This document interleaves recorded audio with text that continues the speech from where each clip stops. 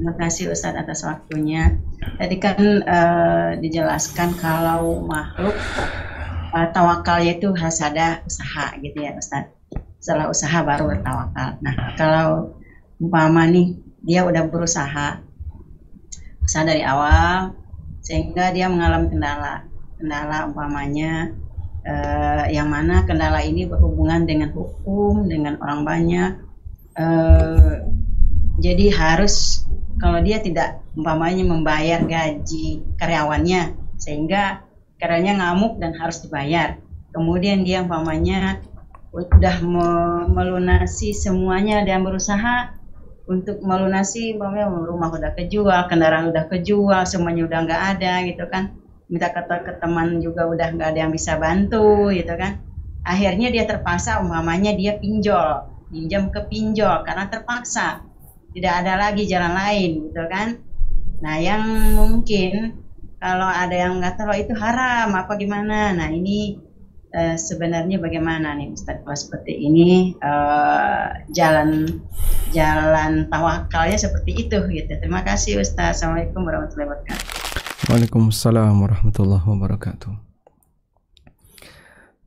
Seorang muslim diberi oleh Allah dua ujian. Ujian takdir dan ujian syariat. Ujian takdir bentuknya adalah sesuatu yang mungkin kurang dia sukai.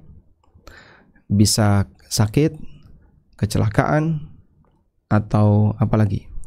Di antara ujian takdir adalah ujian ekonomi atau punya masalah dengan orang. Ini semuanya ujian takdir. Baik. Lalu di situ ada ujian syariat. Orang yang sabar dengan ujian takdir, dia ridho, ini semuanya sudah takdir Allah. Aku tidak mungkin bisa menghindarinya.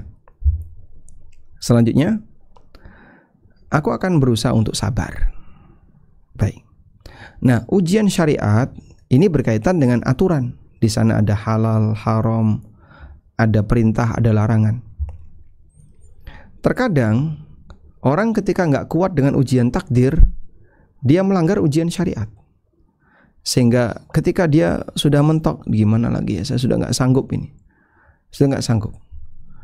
Nah, ketika dia sudah nggak sanggup, menyatakan nggak sanggup, tapi tetap dipaksakan. Ibarat ada orang ya, ngangkat batu, tapi dia nggak sanggup. Saya udah nggak sanggup ini. Kelamaan saya ngangkat ini, sudah capek, udah pegel. Dia masih kuat ngangkat awalnya, tapi lama-lama dia nggak kuat. Saya udah capek, pegel nih. Nah, saat dia sudah nggak kuat seperti itu, aku udah nggak kuat. Ternyata dia mengambil solusi yang terlarang. Batu tadi misalnya dikasihkan ke orang, atau intinya pokoknya dia menggunakan cara yang haram. Dia menggunakan cara yang haram. Maka apa yang dilakukan berarti dia gagal bertawakal, dan yang kedua dia melanggar ujian yang kedua, yaitu ujian syariat. Makanya ini penting ya. Kalaupun kita hidup dan tidak bisa menghindar dari ujian yang disebut dengan ujian takdir, maka kita punya satu prinsip.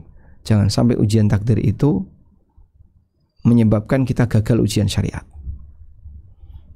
Seperti tadi ya, menghalalkan apa yang Allah haramkan dan seterusnya. Wallahu a'lam. Nah, karena yang bersangkutan terjebak piutang yang besar, terus nggak ada solusi yang lain. Sebenarnya kalau beliau bertahan lalu berusaha untuk menjual aset yang dipunya, kemudian setelah itu jika dia sudah habis semuanya, dia bisa mengajukan zakat. Nah, zakat ini bisa menjadi solusi untuk menutup tadi. Wallahu a'lam.